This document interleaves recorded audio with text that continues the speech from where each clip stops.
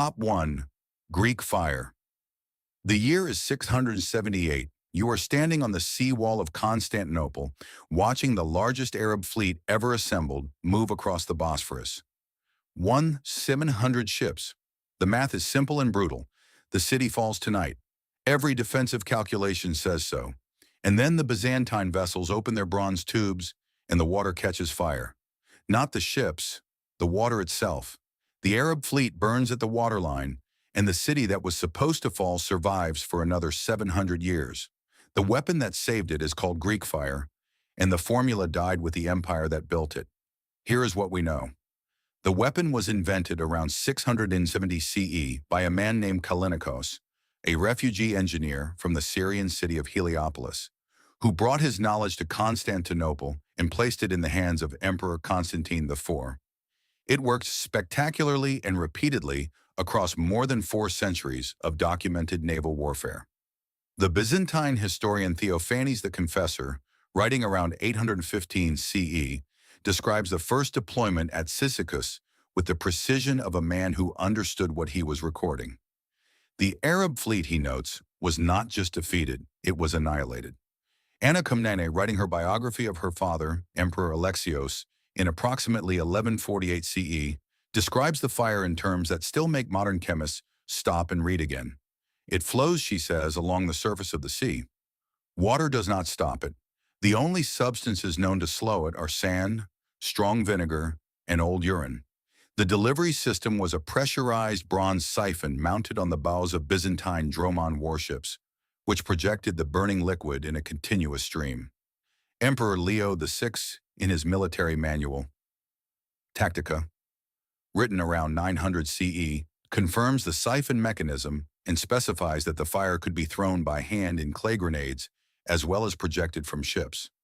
At the Second Arab Siege of Constantinople in 717 to 718 CE, Emperor Leo III deployed the weapon against an Arab fleet that, according to the chronicler Theophanes, numbered 1,800 vessels. The fire, Theophanes records, destroyed approximately 800 of them. We have the numbers, we have the dates, we have the named witnesses. What we do not have is any idea how it actually worked. Modern chemistry has spent centuries on this problem. The leading proposals include combinations of naphtha, quicklime, pine resin, and possibly calcium phosphide, a compound that ignites spontaneously on contact with water. John Haldon and Brian Rollo, whose 2006 analysis in Greek, Roman, and Byzantine studies remains the most thorough modern treatment of the question, concluded that no single known formula simultaneously produces all the described properties. Something in the combination burned on water could not be extinguished by water and flowed under its own momentum across the surface of the sea. No modern reconstruction has achieved this, not convincingly, not in controlled conditions, and not after centuries of trying. Emperor Constantine VII, writing in his administrative manual De Administrando Imperio around 950 CE, is explicit about the suppression protocol. The formula, he writes, was revealed by God to Constantine the Great. It must never be given to any foreign nation. Revealing it is a sin against God and an act of treason against the empire in the same breath. This is not the language of protecting a trade secret. This is the language of a man who believes he is guarding something that was never meant to exist in the first place. The mainstream explanation is simple and logical. Greek fire was a petroleum naphtha compound, sophisticated for its era, but comprehensible in principle. The formula was lost because state secrets kept by a single family die with that family. Constantinople fell, the Callinicos lineage ended, and entropy did the rest. That explanation is probably right, but it is also somehow not enough. You don't deploy a compound industrially at scale across 4 centuries of naval warfare and lose not just the formula, but every practical trace of how it behaved. You don't lose gunpowder after 400 years of manufacturing it. You lose something far stranger, something that perhaps worked for reasons that even the people using it could not fully articulate. What if the Byzantines understood the protocol without understanding the physics? What if Callinicos brought a formula whose mechanism he had inherited rather than derived, passed down from somewhere older, and the empire that deployed it was operating, in the most literal sense, on faith. Constantine VII believed God gave it to them. That belief, that the weapon was divine rather than engineered, may be exactly the kind of thinking that ensured no one ever wrote down why it worked. You don't dissect a miracle, you just make sure no one else gets one. The last confirmed use of Greek fire in naval combat was at the Siege of Acre in 1291 CE. After that, silence. The formula that burned water for 400 years vanished as completely as if it had never existed. And somewhere in that vanishing is the shape of a decision. Not entropy, but policy, not accident, but erasure. Top 2, the Brahmastra. From the water of the Bosphorus, we move to the plains of northern India, to a battlefield so old it still carries the name of the catastrophe fought on it, and to a weapon described with such specific clinical detail that when the man who oversaw the first nuclear test in history was asked whether it was the first such explosion ever, he paused before answering and said, "In modern times." The plains of Kurukshetra stretch flat and dust-colored across 48 square kilometers of what is now the Indian state of Haryana. Armies have fought here across 3,000 years of documented history, but the battle that gives the site its sacred weight belongs to a much older story, a war described in the Sanskrit epic Mahabharata, composed across centuries between approximately 400 BCE and 400 CE, drawing on oral traditions that some scholars trace back to 1500 BCE or beyond. Embedded in that text across more than 14 separate passages is a description of a weapon that Hindu military scholars call the Brahmastra. Modern readers call it something else. The Mahabharata describes the Brahmastra as a single projectile. The Sanskrit word used, astra, specifically denotes a self-propelled weapon, not something thrown, charged with the power of the universe and capable of destroying the world in a single deployment. That's poetic. Ancient epics are full of world-ending weapons. Mythology uses hyperbole the way the ocean uses water. But then the text gets specific, and specificity is where mythology stops behaving like mythology. The aftermath of a Brahmastra deployment, as described across multiple books of the Mahabharata, includes the following. Corpses so completely incinerated they cannot be identified. A flash of light followed by a pressure wave. Hair and nails falling from the bodies of survivors. Pottery shattering without physical impact. Birds turning white. Food and water in the affected region becoming poisonous for generations. And children born in the years following the event arriving with defects that their parents did not carry. That is not a description of any natural disaster available to ancient Indian civilization. No volcano produces that symptom cluster. No flood does, and no conventional fire. The only mechanism known to modern science that produces all of those documented effects in combination, the flash, the pressure wave, the radiation sickness, the multi-generational birth defects, and the soil and water contamination, is a nuclear detonation in its radiological aftermath. These symptoms were first clinically documented and published following Hiroshima and Nagasaki in 1945. The Mahabharata was written between 1500 and 2000 years earlier. Robert Oppenheimer, the director of the Manhattan Project, was present at the Trinity test in the New Mexico desert on July 16, 1945, the first nuclear detonation in what the official record calls history. When a student asked him afterward whether Trinity was the first nuclear explosion ever set off, his documented answer was, in modern times. He did not say yes. He had the Bhagavad Gita, embedded in the Mahabharata, committed to memory. He quoted it at Trinity. The words he chose were, "Now I am become death, the destroyer of worlds." A man who had just built the atomic bomb reached for a 3,000-year-old Sanskrit text to describe what he had done. The Mohenjo-Daro site in modern Pakistan, inhabited between approximately 2600 and 1900 BCE, sits in the Indus Valley. In its upper archaeological layer, the layer closest to the civilization's sudden, still unexplained collapse, researchers have found a stratum of street fragments that have been vitrified, fused into glass by extreme heat. This is the same process that produces trinitite, the green glass formed at nuclear test sites when sand is subjected to temperatures above 1100 Celsius. Researcher David Davenport published his analysis of this layer in 1979, noting additionally that skeletal remains in the area show evidence of sudden, simultaneous death, with bodies collapsed in the street in postures consistent with a pressure wave rather than conventional violence. No weapons, no defensive wounds, just people who stopped mid-movement all at once. The mainstream position, argued by scholars including Wendy Doniger at the University of Chicago, is firm and reasonable. The Brahmastra is a literary device. Ancient peoples used natural catastrophes, lightning, earthquakes, volcanic eruptions, as the model for divine weapons. Hyperbolic military language is universal in epic poetry. The Mahabharata is a poem, not a technical document, and reading it as a weapons manual is a category error. The vitrified layer at Mohenjo-Daro has conventional geological explanations. The symptom list in the text is a coincidence, the kind of pattern matching that the human mind imposes on ancient literature when we carry modern knowledge into ancient reading rooms. But the specificity of the symptom list is the detail that analogy cannot quite reach. Ancient epic poetry describes heroes tall as mountains and arrows that split the sun. That is hyperbole. Listing hair loss, pustular skin lesions, water contamination, and hereditary birth defects in survivors is not hyperbole.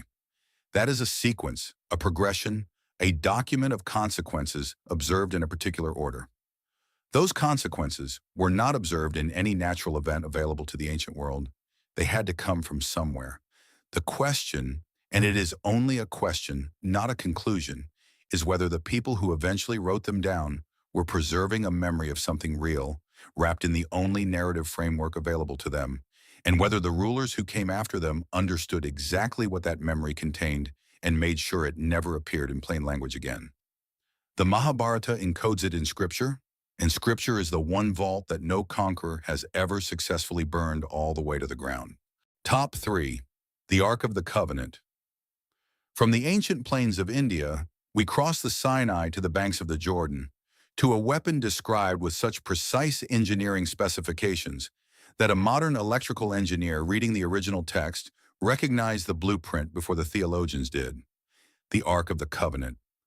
Imagine reading an ancient text and finding the following construction specifications: a rectangular box 2.5 cubits long, 1.5 cubits wide, and 1.5 cubits tall, approximately 131 x 79 x 79 centimeter, built of acacia wood overlaid with gold on both the interior and exterior surfaces, creating a gold layer, a wood layer, and a gold layer.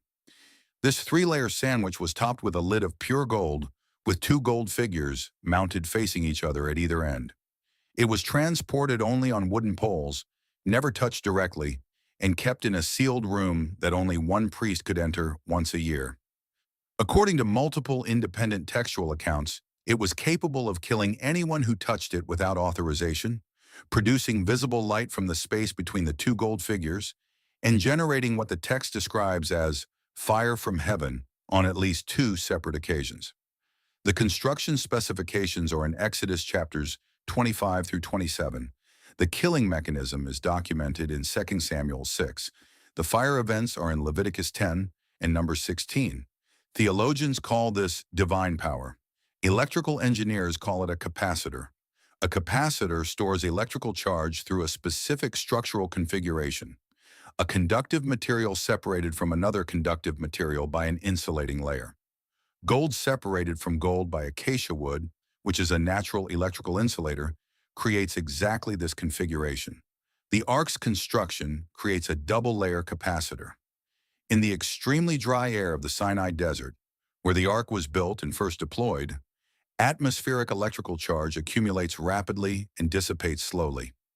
A gold-plated wooden box carried across an electrically charged desert landscape, sealed from conductive contact with the ground, would accumulate and store a significant electrostatic charge. Touch it with your bare hand, and you would complete the circuit instantly. The death of Uzzah is recorded in 2 Samuel 6. He reaches out to steady the ark when the ox cart transporting it stumbles. He touches it, and he dies.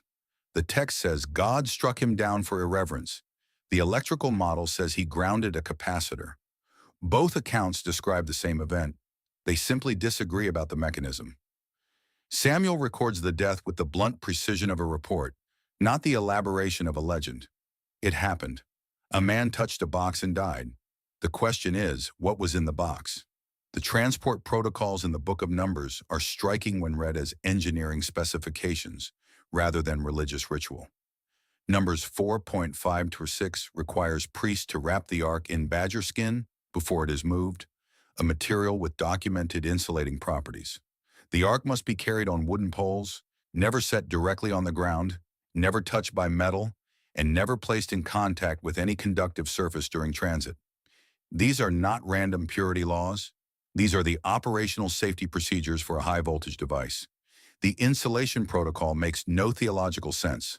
God does not need a leather cover to protect himself, but it makes complete electrical sense. Egyptian archaeologist and researcher Gerald Massey documented that the ark's design closely mirrors the sacred bark of Amun, the portable shrine used in Egyptian temple ritual, also gold-plated, also carried on poles, and also restricted to a small number of authorized handlers. The parallel suggests not coincidence, but a shared technical tradition, something that passed from Egyptian temple engineering into Israelite construction around the period of the Exodus. The mainstream position, articulated by biblical scholars, including Richard Elliott Friedman, is straightforward. The ark is a cultic object, a sacred container for the tablets of the covenant, central to Israelite religious identity. The deaths associated with it are divine punishment for ritual transgression. The construction specifications reflect the aesthetic conventions of ancient Near Eastern sacred furniture.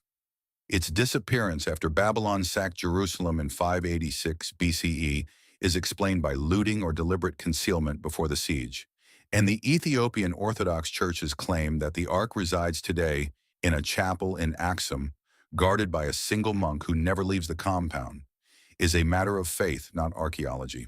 But the insulation protocol remains, and protocols exist to manage real hazards, not theological abstractions. If the danger was spiritual, cloth would be irrelevant. Spirits pass through badger skin without difficulty. If the danger was physical, cloth would be exactly the right response. The priests wrapping the ark in leather before transit were following an engineering safety procedure. They may not have known why. They may not have used the word capacitor or electrostatics or discharge. They had a different word. They called it the wrath of God, and they were very careful about not getting too close to it. The ark disappears from the historical record in 586 BCE. Whatever it was, a sacred box, a divine instrument, or something that an Egyptian engineer understood differently than a Jerusalem theologian, it has not been seen by anyone who survived to tell a credible account since. The most dangerous objects rarely are. Top 4, Archimedes' heat ray. From the sealed room of Jerusalem's inner temple, we travel west and north to the harbor of a Sicilian city, to a weapon we know by the name of its maker, and to the single most instructive act of deliberate military erasure in the classical world, Archimedes' heat ray. The year is 212 BCE. The Roman general Marcus Claudius Marcellus has the city of Syracuse, on the eastern coast of Sicily, surrounded by land and sea. His fleet is anchored in the harbor. His infantry holds the perimeter. By every military calculation available to him, the city should have fallen weeks ago. Instead, his soldiers are terrified of a 75-year-old mathematician. This is the documented historical record, not legend. Plutarch, writing 3 centuries later in his Life of Marcellus, states that Roman soldiers would flee if they saw so much as a rope or a stick of timber projecting over the city walls, convinced that Archimedes had devised some new device to destroy them. Marcellus himself, Plutarch records, responded to his own soldiers' panic with a joke. He said he was being beaten in a geometry war by one of Archimedes' many armed machines. It is one of the few moments in Roman military history where a commanding general made a joke about his own defeat. He was losing, and he knew it, and the thing that was beating him was a brain. Among the weapons Archimedes deployed during the 2-year siege of Syracuse, ancient sources describe a system of polished bronze mirrors used to focus sunlight onto Roman ships at a distance, igniting them without physical contact. The primary sources for this are the 2nd century CE historian Lucian, the Byzantine compiler John Tzetzes, writing in the 12th century, and Anthemius of Tralles, himself a mathematician and engineer, writing around 500 CE. Tzetzes specifies the range as a bowshot, approximately 150 to 200 meters. Lucian describes the ships as bursting into flame. The mathematical knowledge required to design a functional parabolic mirror system was demonstrably within Archimedes' capabilities. His surviving works on the measurement of a circle, on floating bodies, and the method of mechanical theorems establish a command of geometry that makes the mirror system not merely plausible, but by his standards, relatively straightforward. If he could calculate the displacement of irregular solids while getting out of a bath, he could calculate a focal point. Modern attempts to replicate the device have produced contested results. In 1973, Greek engineer Ioannis Sakis assembled 70 Greek sailors, each holding a bronze-coated mirror approximately 1.5 by 1 meter. Directed onto a replica Roman vessel at 50 meters, the mirrors ignited the wood in roughly 3 minutes. The test was conducted for the Greek Navy. In 2005, MIT students working under Dr. David Wallace used 127 one-foot square mirror tiles focused on a replica ship hull at 30 meters. The wood reached ignition temperature but required approximately 10 minutes of sustained focus. A result the team described as plausible but tactically problematic, since an enemy ship would not hold still for 10 minutes. The television program Mythbusters tested the same hypothesis twice, in 2004 and 2010, and declared it a myth, but conducted both tests in San Francisco at a solar intensity significantly lower than Syracuse's Mediterranean summer, a methodological detail that several physicists noted publicly at the time. The historical suppression is not hypothetical, it is documented. Marcellus wanted Archimedes alive. He issued that order explicitly before the final assault. When a Roman soldier killed Archimedes during the sack of the city, apparently because Archimedes refused to leave a geometric diagram he was working on, Marcellus was reportedly furious and arranged a funeral monument for his enemy. That is not normal Roman behavior toward the chief engineer of a defeated enemy city. Marcellus understood exactly what he had failed to capture. He took the mechanical orrery, Archimedes' working model of planetary motion, back to Rome as a trophy. There is no record of the mirror apparatus being transported. It was either destroyed or its existence was quietly ended. None of Archimedes' surviving works, preserved largely through Arab scholars in the centuries after Rome, contain any reference to the mirror weapon.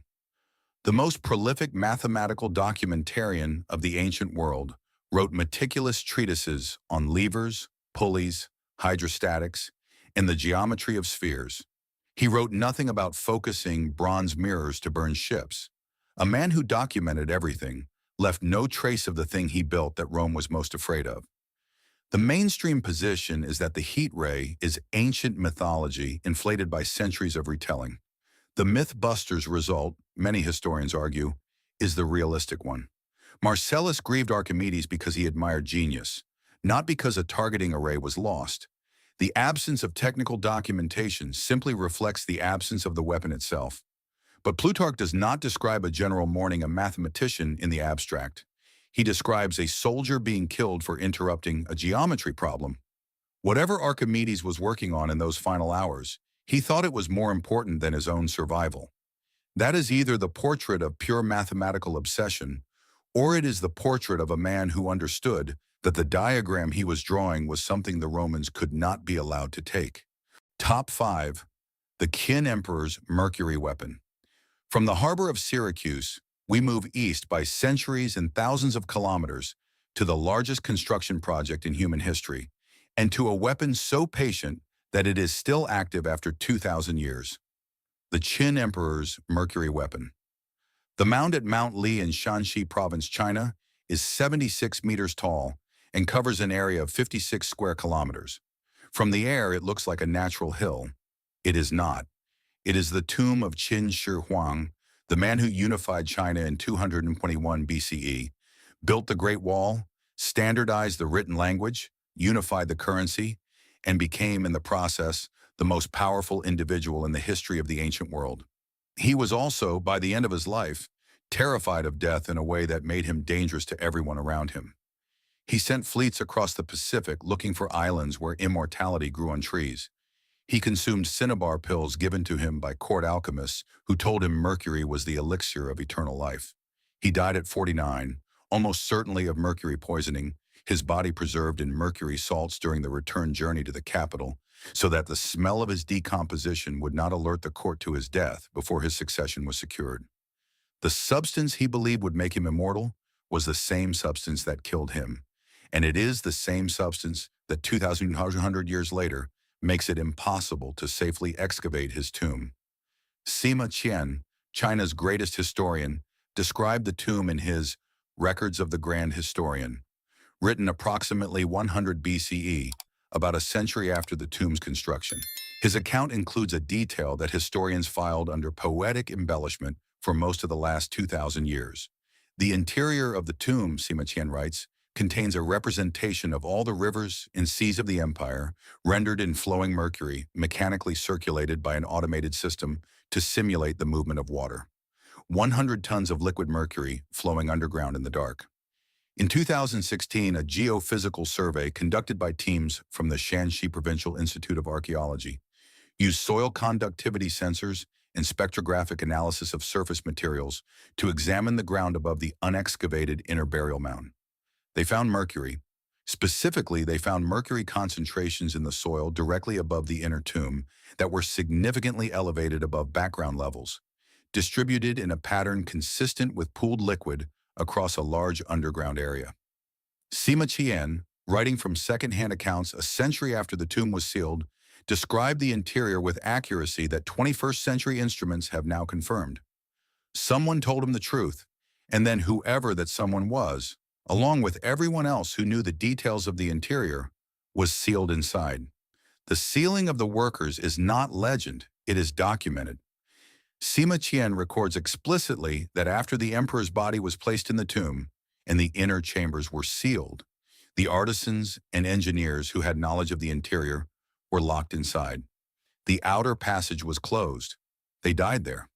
Skeletal remains consistent with live entombment have been found in the outer chambers. The most capable engineers of the world's most advanced civilization at that moment were rendered permanently silent, not after they have finished the job, but because they finished it. The passive weapon logic is not speculative. Liquid mercury at scale produces mercury vapor. A sealed underground space flooded with 100 tons of liquid mercury would maintain vapor concentrations lethal to any human being within minutes of breaching the sealed entrance. This is not a trap that requires resetting. It does not run out of ammunition. It does not require maintenance. It is a weapon that becomes more complete over time as the mercury redistributes into cracks and chambers, creating an expanding lethal zone around the burial site. Chinese archaeologist Yuan Zhongyi has stated publicly that the mercury concentration makes safe excavation of the inner tomb impossible with existing technology. The weapon is still working. The mainstream interpretation is cultural and symbolic. Mercury represented the rivers and seas of China, the empire the emperor claimed dominion over in death. The workers were sealed inside for security reasons consistent with elite burial practice across the ancient world. The tomb is protected by Chinese law and cultural heritage policy, not by institutional concealment of its engineering. And they are almost certainly correct. The symbolic reading of the mercury is coherent, and elite burial secrecy is universal. But you do not use 100 tons of the most toxic liquid on Earth to represent water. You use paint, you use blue tile, you use lapis lazuli, which the Qin court had access to through Silk Road trade. The decision to use real mercury in real quantities, creating a real lethal environment, is an engineering decision. Someone calculated that mass. Someone sourced it from the mercury mines of Hunan and Guizhou, which archaeological records confirm were in operation during the Qin period. Someone designed the mechanical circulation system, and then someone made absolutely certain that every person who could describe any of those calculations was in the ground before the outer doors were closed. Top 8. The Persian Poison Blade Archive. From the hills of Laconia, we travel east to a city that burned, and to the one archive that a man who preserved everything else chose not to open. The Persian Poison Blade Archive. The burning of Persepolis in 330 BCE is one of the most thoroughly documented acts of deliberate destruction in the ancient world. Diodorus Siculus, Plutarch, Quintus Curtius Rufus, and Arrian all record it. The Achaemenid capital, at that moment the wealthiest city on earth, was burned by Alexander of Macedon following his defeat of Darius III and the formal end of the Persian Empire as an independent state. The fire lasted for days. The cedar columns, the hanging gardens, and the treasury that had accumulated the wealth of 100 conquered nations, all of it went up.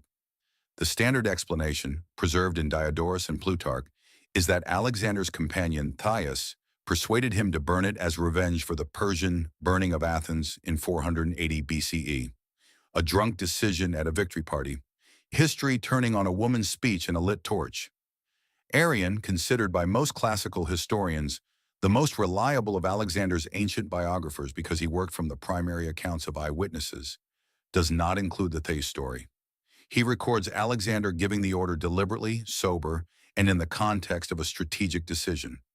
These are two very different accounts of the same fire. One says impulse, one says policy. Alexander preserved everything else. This is the crucial context. He kept the Persian administrative system intact, retained Persian governors in their posts, adopted Persian court dress, married Persian noblewomen in a mass ceremony at Susa, and funded the translation of Persian astronomical and mathematical texts into Greek, documents that eventually found their way into the Library of Alexandria. He was the most systematic appropriator of conquered knowledge in the ancient world. When he found the tomb of Cyrus the Great desecrated, he ordered it restored and had the desecrators punished. He understood that the Persian Empire's administrative sophistication was something he needed to govern what he had taken. The Greek physician Ctesias of Cnidus served as personal physician to King Artaxerxes II and had direct access to the Persian royal court from approximately 415 to 398 BCE.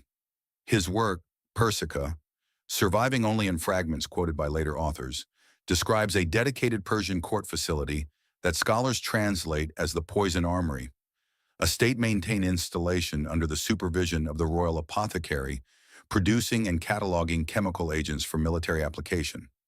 Diodorus Siculus, in Book 17 of his Library of History, references Persian technical records held in the Persepolis treasury alongside the financial accounts of the empire. The financial accounts were inventoried before the fire. The technical records were not transported to Alexandria. They are not referenced in any catalog of the library's holdings. What the Persian arsenal actually contained can be partially reconstructed from battlefield accounts. Arsenic trisulfide, orpiment, and an arsenic trioxide were both extracted from mines in the Persian sphere of influence, documented in Persian metallurgical records, and both produced delayed infection patterns in wounds that ancient military surgeons describe across multiple sources as corrupt beyond healing. The specific wound pathology they describe, a wound that appears minor, then deepens and spreads over 3 to 7 days, regardless of conventional treatment, is consistent with what modern medical toxicology identifies as arsenic interference with cellular wound repair mechanisms. This is not poison that kills quickly and obviously. This is poison that wins battles 2 weeks after they end, when the surgeons run out of answers. The mainstream historical position, stated clearly by Robin Lane Fox, is that the burning of Persepolis was a political act of finality, the symbolic destruction of Persian imperial power, and that whatever was lost in the fire was incidental to that symbolic purpose. There was no specific weapons archive. The fire was general. Loss of knowledge is a byproduct of conquest, not the goal. But Alexander did not burn libraries. That is the thing. The burning of the Library of Alexandria, which did not happen in a single event and was not ordered by any one conqueror, is a later story. Alexander specifically did not do that. He funded preservation. He employed scholars. The one archive from which no document was cataloged, no translation commissioned, and no scholar dispatched, the one set of Persian technical records that simply vanished under a fire that Alexander ordered, happened to be the records documenting what the Persian state had learned about making wounds that would not close. Whether that omission was deliberate or incidental, the effect is identical. The knowledge was there, and then it was not. Top 9. Hannibal's Serpent Bombs. From the ash layer of Persepolis, we travel west across the Mediterranean to a harbor on the coast of what is now southern Turkey, where the most creative military mind of the Carthaginian tradition did something that the entire subsequent history of warfare looked at, and then, seemingly by consensus, decided never to discuss again: Hannibal's serpent bombs. Hannibal Barca is 63 years old when the Battle of the Eurymedon River is fought in 184 BCE.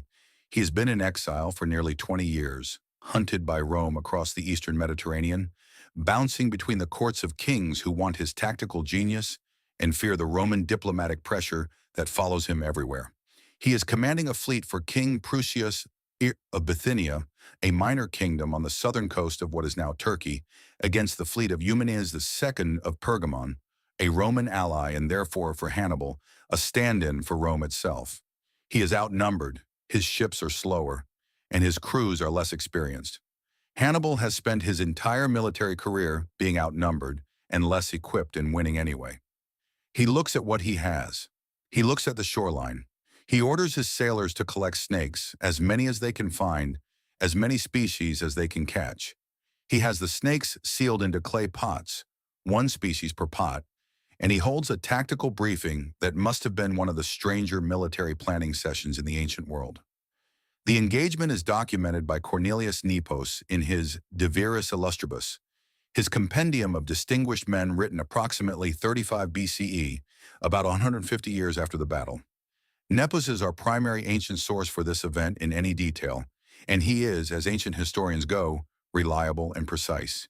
He names the commanders, he names the kingdom, he specifies the pot material, and he describes the tactical sequence in enough detail to reconstruct the engagement. Hannibal, Nepos records, signaled his captains to concentrate the serpent pots specifically on the flagship of Eumenes, correctly identifying that disabling the command ship would cascade into fleet-wide confusion.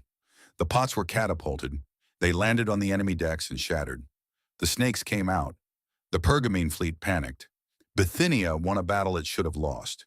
Nepos describes the snakes as serpents of many kinds, anguis plurimi generis. Many kinds, not a specific species, not a name.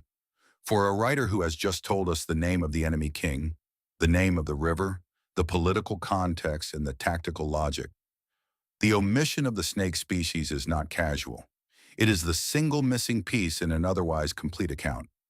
Ancient naturalists named everything. Pliny the Elder's Natural History, written approximately 100 CE, catalogs hundreds of snake species with their Latin names, geographic ranges, venom profiles, and behaviors. The intellectual culture that produced Nepos did not lack the vocabulary or the interest to name a snake. Someone decided not to. The region of Pamphylia, where the battle was fought, is home to at least 12 species of venomous snake, including the Levantine viper and the Ottoman viper, both of which produce hemotoxic venom causing extreme pain, tissue destruction, and death in untreated cases, and both of which would survive sealed in clay pots long enough for the duration of a naval engagement. The tactical logic of the weapon system is elegant in the specific. A clay pot is porous enough to allow air exchange to keep the contents alive in transit. It is sturdy enough to survive catapult launch without shattering prematurely, and it is brittle enough to shatter on impact with a wooden deck and release the contents immediately. This is a precision-engineered delivery mechanism. It did not happen on impulse. Someone tested it first. No ancient military manual includes this weapon. Not Vegetius, whose Epitoma Rei Militaris is the most comprehensive surviving manual of Roman military doctrine. Not Frontinus, whose Strategomata catalogs hundreds of tactical innovations from the ancient world. Not Aelian's Tacticae, in a body of military literature that records catapult specifications, siege tower design, cavalry formation geometry, and the tactical use of war elephants.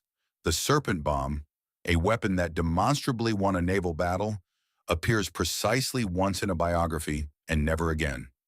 That is not the pattern of a forgotten technique. That is the pattern of an excluded one. Hannibal committed suicide shortly after this battle, swallowing poison he had kept in a ring for years, specifically to avoid being taken alive by Rome. The one man who understood the full operational logic of the weapon, which species performed best, which pots held up longest, and how to sort and handle live venomous snakes at military scale without losing half your crew in the process, died before anyone could ask him. He took the name of the snake with him, and in 2,200 years, no scholar has recovered it. Top 10. The Vajra and the Thunder Weapon. From the harbor at Eurymedon, we cross every ocean and every century at once to arrive at a mystery that does not belong to any single civilization, because the final weapon on this list was not invented by Carthage, or Persia, or Sparta, or Rome. According to the evidence, it was inherited by all of them from something much older and much harder to explain. The Rig Veda, the oldest surviving literature of the Sanskrit tradition, was composed between approximately 1500 and 1200 BCE, but draws on oral sources potentially thousands of years older. In it, there is a weapon called the Vajra. It is the primary weapon of Indra, king of the Vedic gods. The Rig Veda describes it across more than 250 separate hymns, more textual attention than any other single object in the entire corpus. It is made of metal. The Sanskrit word is ayas, denoting a hard-worked material. It is shaped like a double-headed scepter or wheel. It generates light as well as force. It cannot be resisted by any conventional material. It strikes at a distance, and it always returns to Indra's hand after being thrown. It was forged, not found. It has a manufacturer. The text describes it as built from the bones of the sage Dadichi, which is mythological language. But it is manufacturing language. Someone made it. It did not fall from the sky. In Scandinavia, the Prose Edda of Snorri Sturluson, compiled around 1220 CE from Norse oral traditions dating to at least 700 CE and probably much earlier, describes a weapon called Mjolnir. It belongs to Thor. It is made by the dwarves Sindri and Brokkr in an underground forge. Again, manufactured, not natural. It is short-handled due to a production error during manufacturing, which is the kind of specific, almost bureaucratic detail that mythological invention does not tend to produce. It generates lightning, it levels mountains, and it returns to Thor's hand after being thrown. No conventional material can resist it. It belongs by divine right to a single lineage. In ancient Greece, Hesiod's Theogony, written approximately 700 BCE, describes a thunderbolt of Zeus as manufactured by the Cyclopes in an underground workshop using a material that does not exist in the natural world as Hesiod knows it. It produces both light and concussive force simultaneously. It cannot be resisted by any god or mortal. It belongs to Zeus, and to Zeus alone. 3 weapons, 3 civilizations, 3 traditions, Vedic Indian, Norse Germanic, and Archaic Greek, that separated from their common ancestor in the migrations of the Proto-Indo-European peoples, somewhere between 6,000 and 4,000 BCE. 3 independently developed religious systems, 3 different cosmological frameworks, 3 different pantheons, and the same weapon with the same 7 operational characteristics: handheld scale, metal construction, manufactured rather than naturally occurring, light and force produced simultaneously, unconditional effectiveness against all materials, exclusive ownership by a single divine lineage, and an automatic return mechanism after deployment. The scholar who did the foundational work on this convergence was Georges Dumézil, whose academic career at the Collège de France spanned 5 decades. His Mythe et Épopée, published between 1968 and 1973, and his earlier work, The Destiny of the Warrior, established through structural, linguistic, and mythological analysis that these traditions are not independently invented parallel developments. They are phylogenetically related, descended from a single ancestor tradition. The way Latin, Sanskrit, and Old Norse are all descended from Proto-Indo-European, the thunder weapon was not invented separately by Indians, Norse peoples, and Greeks. It was inherited by all of them from the same source culture. Calvert Watkins of Harvard University, in his 1995 work, How to Kill a Dragon, identifies the specific narrative formula: hero slays serpent with lightning weapon. as a reconstructed Proto-Indo-European story at least 6,000 years old, predating any of the individual cultural traditions that preserve it. The story is older than the civilizations that tell it, and then it gets stranger. The Yoruba thunder deity, Shango from West Africa, carries a handheld thunder weapon with identical operational characteristics. Always returns, cannot be blocked, produces lightning. The Aztec storm deity, Tlaloc, does the same.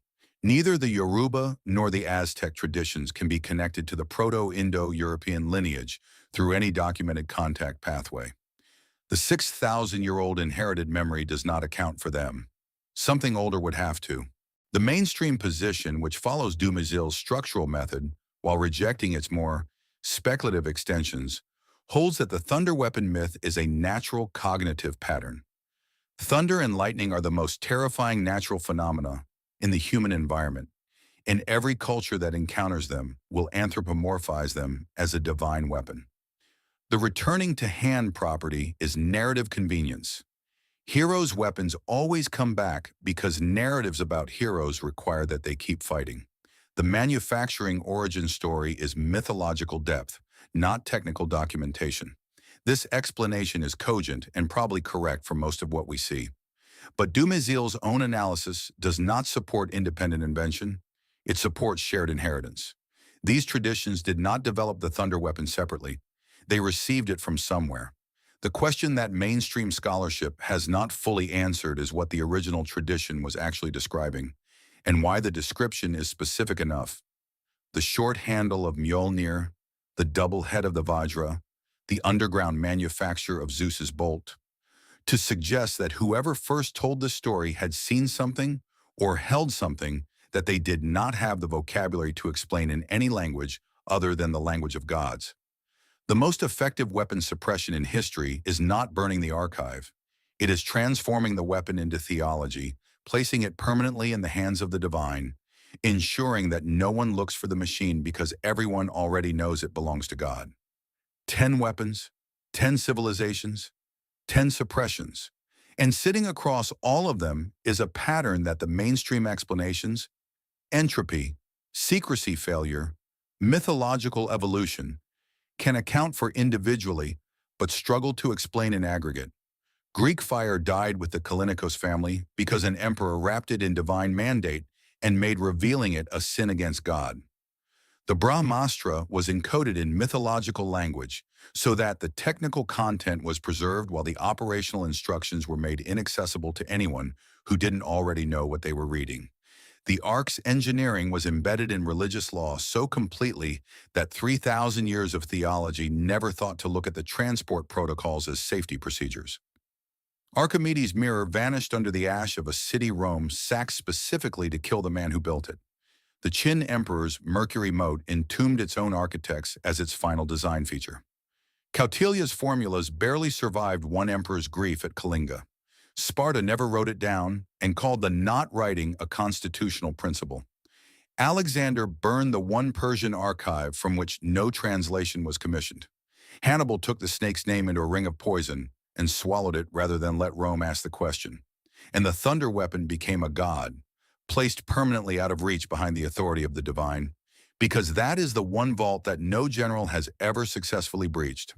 The mainstream explanation says these are separate losses, different mechanisms, different eras, different causes, all producing the same outcome by coincidence.